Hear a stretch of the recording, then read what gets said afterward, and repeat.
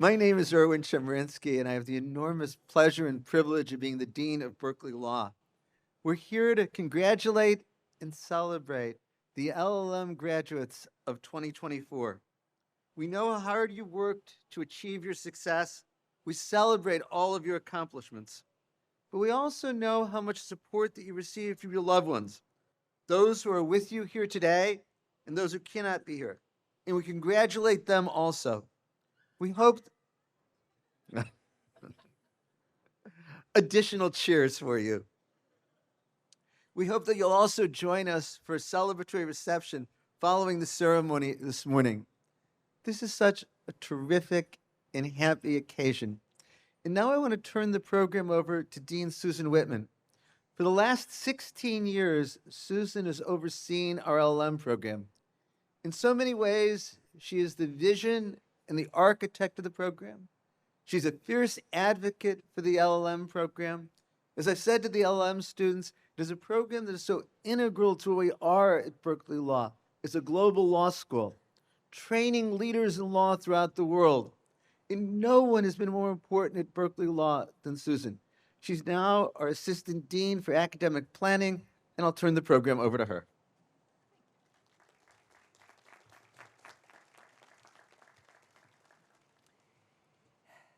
It's so wonderful to see you all here. You know, on behalf of the LLM staff who met you out in the countries in which you live, who recruited you, and our advisors who have worked with you during your stay here, we are so proud of you and pleased that you have chosen to get your LLM here at Berkeley Law. And now I'm delighted to present to you our student speaker this morning, Jin Kong.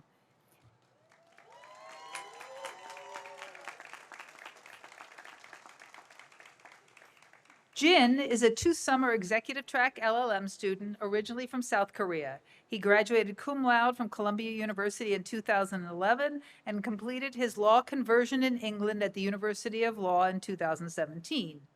After finishing his fintech program at Oxford the following year, Jin has since pursued a career in the intersection of law and technology. Currently, he is head of legal at Heshed, a venture capital firm headquartered in South Korea with satellite offices in Singapore, Bengaluru, and San Francisco. Jin regularly advises the Korean government, and he has recently received an award from the mayor of Busan, the second largest city in South Korea, for his policy outreach in ensuring the city's innovation-friendly regulatory framework. Jin also sponsors Global Legal Symposium and Women in Tech initiatives in South Korea and India to champion diversity and representation in the technology sector, which also won him a place to speak during the World Economic Forum in Davos this year. Please welcome Jin Kong.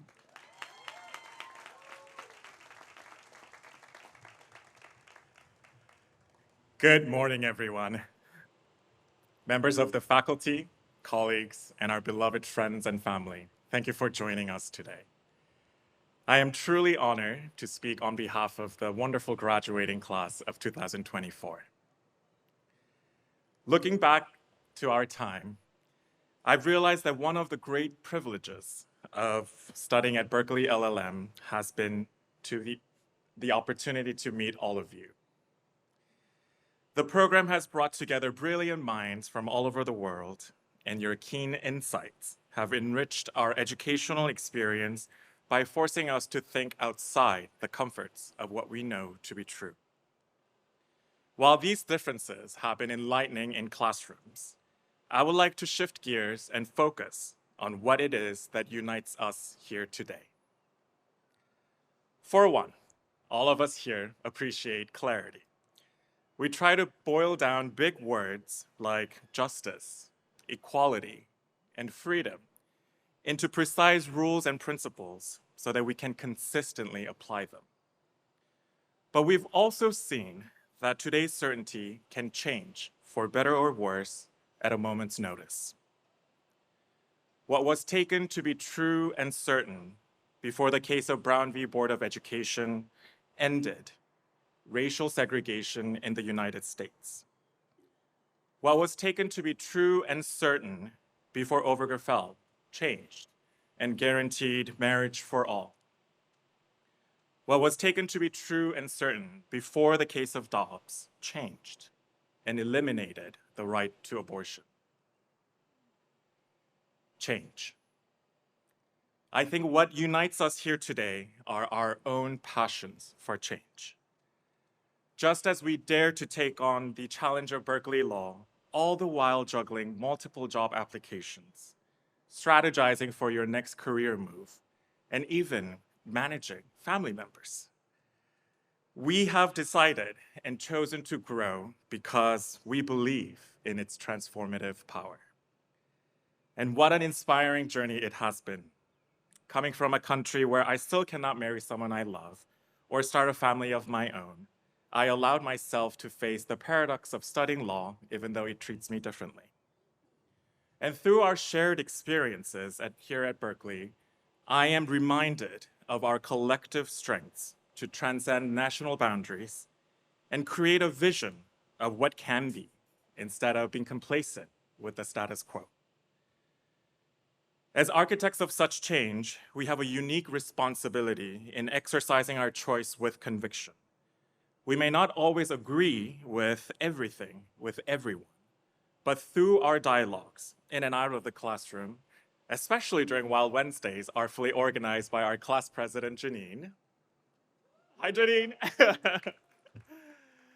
I have seen glimpses of the future we envision for ourselves, whether in the areas of social and environmental justice, labor law, equitable development of technology, or beyond. And I cannot wait and see how each of us will usher in this future. The actions and voices may not be visible right away, but the choices that we make today will make a difference and address many of the challenges that divide us at the moment. These issues are not confined geographically. They're interconnected problems requiring international solidarity. So we celebrate today, but our true work begins tomorrow. And I would like to propose that we make the following promises with one another. 1, let us continue to build upon our friendship, for these bonds that we have formed will become our most valuable assets. 2, as lawyers, we can sometimes lose ourselves in advocating for others. So let us not be riddled with guilt when we prioritize our mental and physical health. 3, despite our best efforts, life will inevitably demand compromises. We should not perceive them as imperfections, but rather a necessary tactic when bringing people together. So we find ourselves tethered today, and I'm grateful knowing that we can always come back to you when we need counsel, whenever we're lost, or simply need to celebrate together on a big win day like today. So let us be our own lighthouses to help us navigate the unclear paths towards our desired future. Lastly, I would like to extend my heartfelt thanks to my mentor, Commissioner Caroline Pham at the Commodity Future Trading Commission. Her guidance has been critical in my professional development, and I'm most thankful that she has led me to all of you. So thank you for your friendship. I am humbled and honored to call you my friends. Go Bears.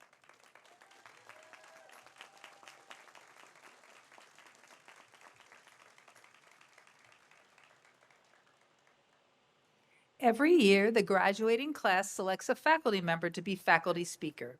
This year, they chose Bill Fernholz, and it's not his first rodeo.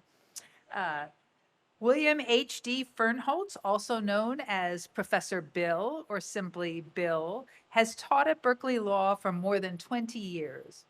Bill has taught Fundamentals of U.S. Law, the introductory substantive law course for LLM students, for over a decade.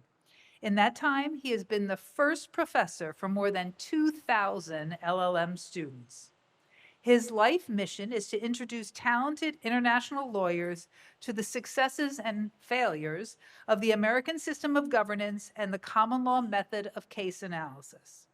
Bill has educated a generation of domestic JD students on how to brief and argue appellate cases. He has also taught social justice courses such as employment discrimination and civil rights litigation. Before teaching at Berkeley Law, Bill practiced civil rights and poverty law at several Bay Area law firms and nonprofits. Bill is a 1993 graduate of Berkeley Law, where he served as senior executive editor of the California Law Review. Please welcome Professor William Bill Fernholz. Good morning, everybody. Oh my gosh. Congratulations, class of 2024. I am just so proud of you. You've done such a great job. I'm going to congratulate some other people as well, because there are a lot of people that helped you along the way, whether it was getting here or whether it was persevering here, right? So I'm going to start with the back row over there, all the ADP staff. They have been just so instrumental in making this a good year. And I like how people arrange themselves. Family and friends are right over here. And those folks have supported you through this whole mission. If you could give them a round of applause, I'd appreciate it. And then I see a row over here of like current first year summer students. So I'm looking forward to seeing you again in exactly a year. And good job so far. Okay, so yes. Family and friends, you don't know me, that's okay. Here's the important thing for you to know. I was the first teacher for most of them here at Berkeley Law. And I want you to know they were so cute. At the beginning, they were scared but excited. And here I am. I may well be the last teacher, the last lesson that you will have. And I only have like 10 minutes to impart the rest of what I know. So I'm going to do my best. I'm going to start, as we do in American law schools, with a question, a Socratic question. A Socratic question doesn't necessarily have an answer. So this is what I want you to consider. What is more valuable? To be the best at something that is conventional, or to be just good enough at something that is unique? Got it? Okay, so there's no right answer to this question, and approximate answers depend on context here, right? But I think there's something valuable just in thinking about that question and thinking about it for yourself. Now, I want you to be the absolute best at everything that you do, including all the ordinary and conventional things that we have to do. But here's the thing to consider. Let's take intellectual property, because that's a real specialty here at Berkeley Law. Are any of you the best intellectual property lawyers in the world? Raise your hand if you are. No. How about the United States? You're here right now. How about your own home nation, right? It's really hard to be the best at anything. Most of us are not going to be Lionel Messi, right? So I think sometimes an elite education convinces people that they need to be the best in order to be worthwhile. And I think that that's simply wrong. Because if that's true, then almost everybody in the world is a failure. And I think that that is an awful way to live a life or to structure a society. So there has to be a different path. And I think that different path is being unique. And that path involves simply being good enough at something unique. And then if you are unique, by definition, you're the best at that thing, right? And to benefit you, it's less likely that you'll be replaced. Okay, so let me give you an example. I'm not the world's best father. I know that. But I've got 2 kids, and I'm their father, right? All I have to do is be good enough, and I'm the best that they could get. Follow me? Okay. So now that's true of a lot of relationships. I am the unique spouse to my wife. And so long as I'm good enough, I'm irreplaceable. I hope, right? And I'm a unique friend to a few people that I like and who like me back. So long as I'm good enough at those friendships, then I'm a better friend than even the most talented stranger could be. Now, you're not focused on relationships, you're focused on career. This is a professional school, right? But I think it's the same there. And remember that career and family can be in conflict with one another. So if you have a spouse and you have children and you have friends, or even if you have just one of those things, at some point there's going to be some conflict. Look, if you have kids, there are meals to be prepared and diapers to be changed. And yes, you can hire help, but at some point it comes down to you. Every minute that's spent with that diaper is a minute less spent on your client's needs. If you start thinking that way, your life becomes unlivable, right? So, in addition to that, even if you're capable of being the best in your chosen field, remember that that's only temporary, right? There's somebody younger and hungrier that is almost as talented as you are that's coming for whatever you've got. So your only alternative in career, I think, is to be unique. That means that you specialize. Maybe that means a unique practice area. Maybe that means a unique set of relations with people that you are valuable to. Maybe that means both. Now, that's not going to stick with you unless I give you a story. So I'm going to give you an example.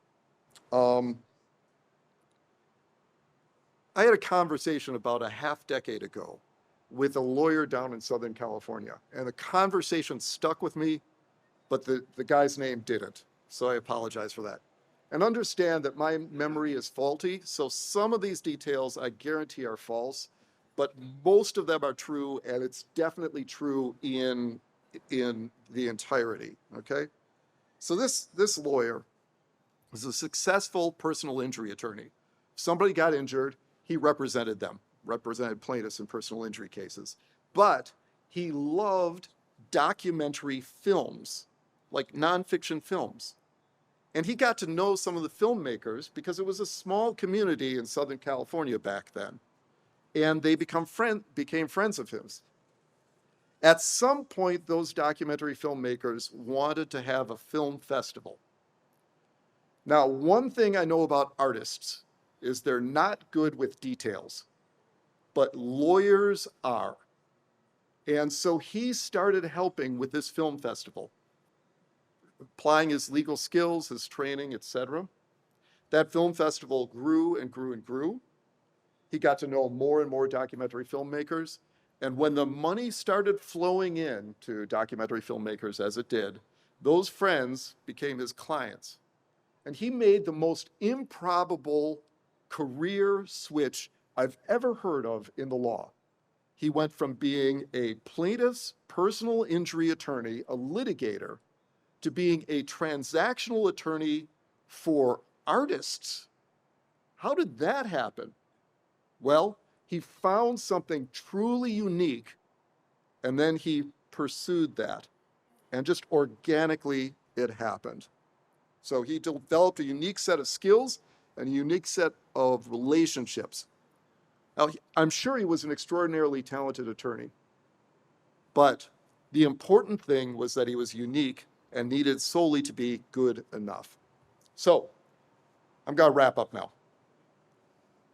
That's my last hope and dream for you, that you can spend much of your life being unique and therefore either hard to replace or truly irreplaceable. And I think you've been set up well for that. So let's go over it. You decide to do your LLM in California. California is a unique place. I think we could agree, right? And then you came to the Bay Area, which is a unique region within California. Then you came to Berkeley, we're unique here. It's a very, very unique city, isn't it? And now you're at UC Berkeley, which is an extraordinarily unique place in geographically and also in the world of education. So I'm going to use the word best again, even though I think unique is more important.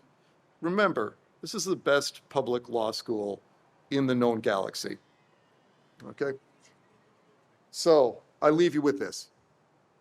I really do wish you success. I hope that you are the best at everything that you do.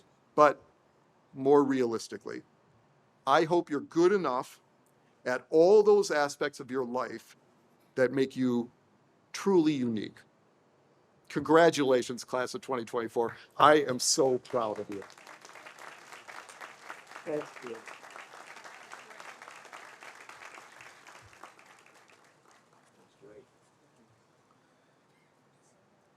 It's my privilege as dean to have been asked to address you and add a few words to what Bill said. I'm very honored to have this opportunity. I've thought a lot about what I want to say with you today. I am more worried now than I've ever been before about the future of democracy in this country and around the world. This country has had deep political divisions before, but nothing like this, at least since the Civil War. American democracy came close to ending on January 6, 2021, not very long ago. Faith in American political institutions is at an all-time low. Again, we have a president with approval ratings in the low 30% range. The Supreme Court's approval ratings are the lowest in all of history. Congress's approval rating is at 18, and that might be 18 people, not 18%. The majority of people in this country want neither Joe Biden or Donald Trump to be the next president. As you know so well, there's been a rise in authoritarian governments in countries throughout the world, and a rise in the appeal of authoritarianism. We're watching Russia wage a senseless war on Ukraine that will devastate every aspect of that country for years and years to come. We're witnessing the effects of devastating climate change with record high temperatures and unprecedented fires across the world. It is not hyperbole to say that our planet is in peril. So why do I discuss this on such a celebratory occasion, your commencement? Because I believe your role in your country, in the world, is so very important today. To me, as I said before, what is most special about our LLM program is that we are training leaders in law throughout the world. I hope that throughout your career, you will work hard to make a difference. I know this is what commencement speakers and deans at commencements always say, but it feels different to me today. My sense is that now, more than ever, this country and the world need lawyers to uphold the rule of law, to ensure justice, to protect our planet. Over and again, we always hear people say that someone should do something about an injustice. Now, with your law degrees and your LMs, you are the ones who can do something. It is a time when many feel discouraged about a political system and the chances for progress. But a look at the sweep of American and world history show enormous gains in freedom and equality over a long period of time. To pick a single example that's already been mentioned to you today, it's just a few years ago, when some of you were about to begin law school in your countries, that finally gays and lesbians were accorded marriage equality in the United States and also in many countries around the world. This occurred because of the efforts of courageous and creative lawyers. I believe overall that the future will bring more freedom and equality here and abroad, even though it may be slower in coming than any of us want. The late Dr. Martin Luther King Jr. said it best when he remarked that the arc of the moral universe is long and it bends towards justice. At the end of January of this year, Justice Sonia Sotomayor spoke at Berkeley Law, and she powerfully told the audience that we cannot give in to despair and abandon the legacy of those who fought so hard, often their lives, to advance our freedom and equality. But these advances will not happen by themselves. Restrictions on freedom and equality must be fought against hard. Advances in freedom and equality will require even greater battles. You, as lawyers, are essential to making that happen. As lawyers in your countries, in the world, you'll have the opportunity for tremendous power and influence to take away lives or to save them, to protect freedom or to compromise it, to protect our environment or to aid in defiling it, to help companies do good things or help them do bad things. With your law degrees and your LM degrees, you have the chance to make an important difference in people's lives in the world. Having that ability means you have that duty as lawyers. Please do not squander it. Do not make excuses for yourself for failing to use your talents and energy to make this a better world. I know I speak for all of the faculty who have taught you when I say we expect great things from the LM class of 2024. Your time here at Berkeley is now done. Go now and make us proud. Thank you.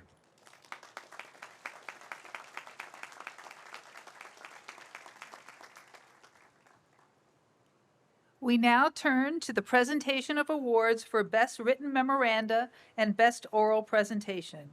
Please welcome Adam Sekuler, an experienced instructor of legal research and writing for the LLM program, who will announce the recipient of these student awards. Thank you, Dean Whitman, and thank you, Dean Chemerinsky. It's truly a pleasure for me to follow Dean Chemerinsky, as it seems like not long ago I was a student in his constitutional law class. Good morning, and congratulations to all of our graduating students and their families.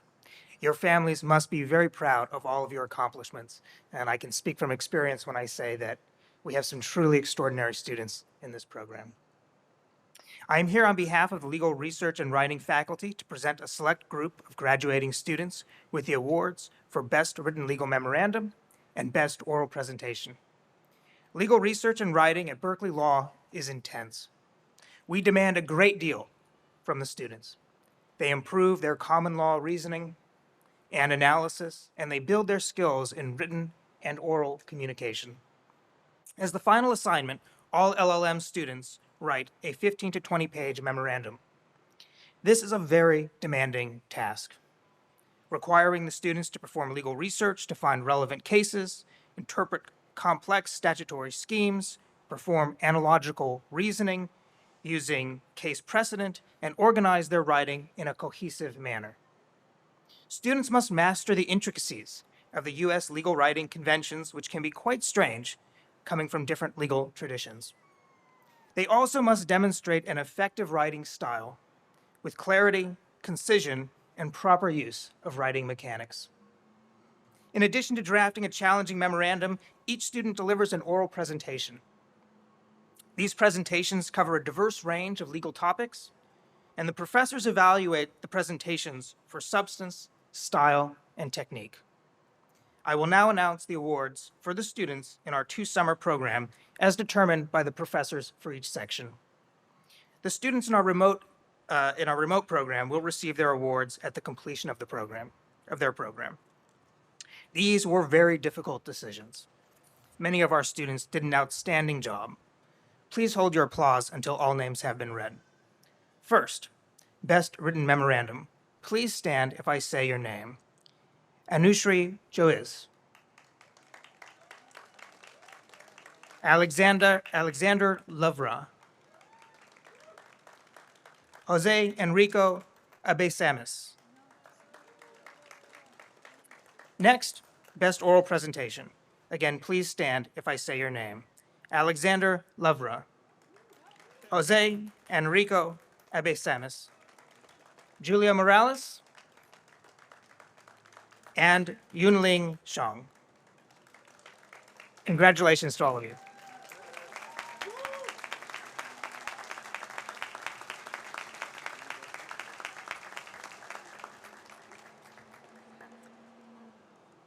We now turn to recognizing students who have earned certificates of specialization. Berkeley Law recognizes that many students come here to gain experience in a specific area of law, and we recognize their focus and dedication through these certificates. First, we welcome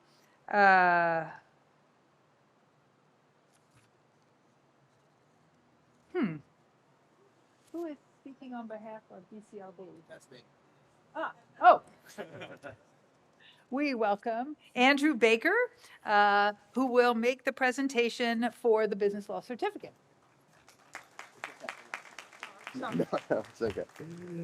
All right, thank you so much. I will keep my remarks very short as I was instructed. My name is Andrew Baker. I'm an assistant professor here at Berkeley Law. I'm also a faculty member of the Berkeley Center for Law and Business, or as we call it, BICLB. The Business Law LLM Certificate Program prepares our executive track LLM students to become effective legal and business advisors to corporations and other business organizations.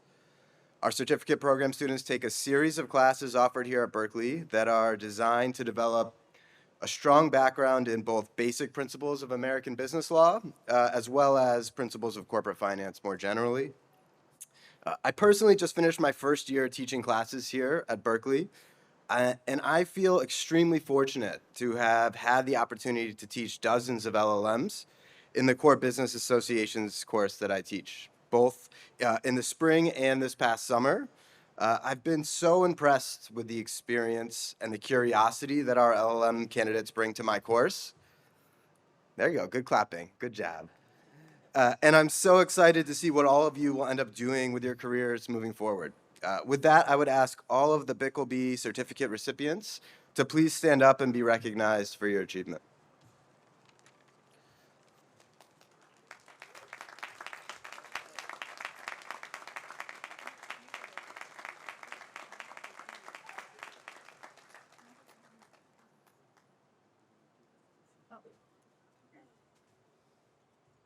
Next, we welcome Wayne Stacy, the Executive Director of the Berkeley Center for Law and Technology, appearing to honor the recipients of the Law and Technology Certificate.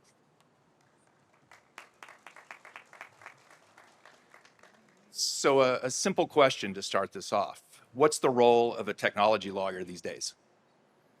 And the reality is it's very different for you than it was for me when I was sitting in that chair. For the most of the 20th century and for the first 10 years of the 21st century, the role of a lawyer in the tech company and the tech industry was simple. We cleaned up messes and we enabled tech companies to do what they wanted because we didn't have a seat at the table. We weren't there for design. Now you have a very different role. You have a seat at the table from day one. You can help companies decide a very simple but important question. Can I build it or should I build it? You hear phrases that didn't exist 10 years ago, like privacy by design. You look at AI being rolled out. The first time anybody's mentioned AI in this entire presentation, by the way. You won't get that very often. When you see things like AI rolled out, the lawyers are at the front of issues like justice and fairness. It's not the tech companies that get to do what they want anymore, or they don't do it without our advice. And lawyers are uniquely positioned to help these companies and often young founders analyze risk, analyze reward, analyze issues of justice that maybe they've never been exposed to. So your role is going to be far beyond any role that my generation saw from day one. We're trying to now get back to the position where we can not clean up messes, but help design a better future. You're going to be designing a better future from the beginning. So I envy where you are, and I look forward to seeing where you take us.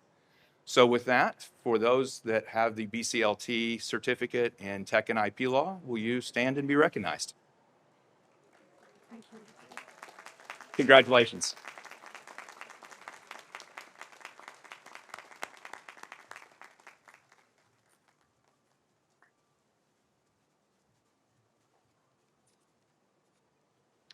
I want to take a moment and recognize those who are behind me on the stage, many of the faculty who taught you this summer and the summer before. They're individuals who taught you in the classroom, in their offices, in the hallways. The greatest strength of Berkeley Law is its faculty. So would you please join me in recognizing my colleagues, the faculty?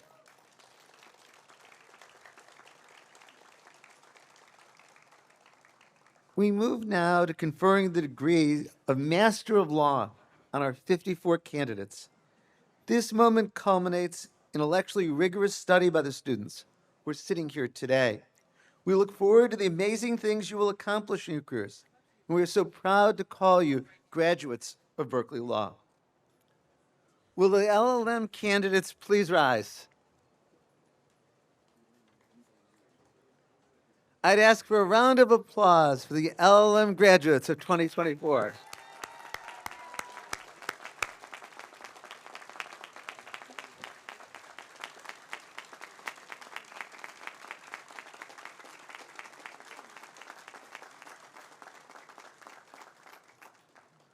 By virtue of the authority vested in me by the President of the University of California and the Chancellor of the Berkeley campus, I confer upon you the degree Master of Laws, and with it all the rights and privileges thereto pertaining. Congratulations.